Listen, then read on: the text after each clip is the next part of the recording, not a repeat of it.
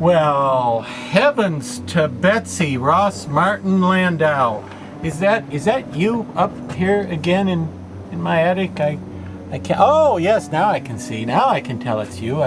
For some reason I couldn't see there clearly for a moment there. I don't know why, but welcome to the Mask Fan Attic once again. Say, remind me where I put the flashlight, will you? I don't want to lose that. So remind me. It's on top of the gray werewolf hide coat.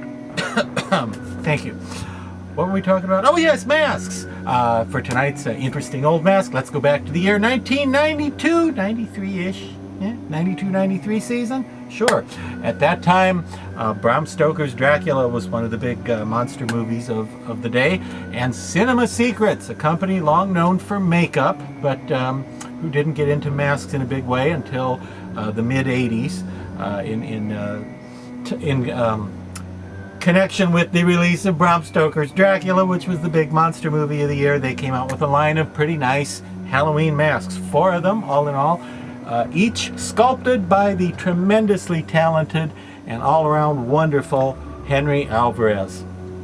And there was the old man or old age Dracula, there was one called the Wolf, one called the Bat, and the 4th one was this guy, known as the vampire version, or rather confusingly, sometimes the old age vampire version. And it's confusing because you see one of the other ones was the old age or old man Dracula, but it kind of works to call this one an old age version. It's kind of legitimate because this is how he looks at the very end of the movie, and his years kind of catch up with him, and he turns into this kind of well, slightly bloated and decayed, decrepit, slightly bat-faced, creepy version of himself, and he looks really ugly like this. Now, again, sculpted by the magnificent Henry Alvarez. Unfortunately, I don't have one of the mass-produced ones for comparison. I don't have one of those on hand. Let me check my hand. No, I definitely don't. I don't have one on my feet either. I'd probably sell them if I did, but the masks, not the feet. I need those to get down from the attic, of course, you silly girl. What were we talking about? Oh yeah. Now this guy was available in two, count them, 2 styles, apart from this one, which came from Henry's original mold. And there are a few of these around that Henry made for friends and clients at the time, but not many. The majority of them are the Cinema Secrets version. Same sculpture, just a little different production. Now the standard version had only sculpted on hair, which this has underneath. It's glued on hair. Trust me, you can't see it, but it has sculpted hair underneath here, molded in to the mask.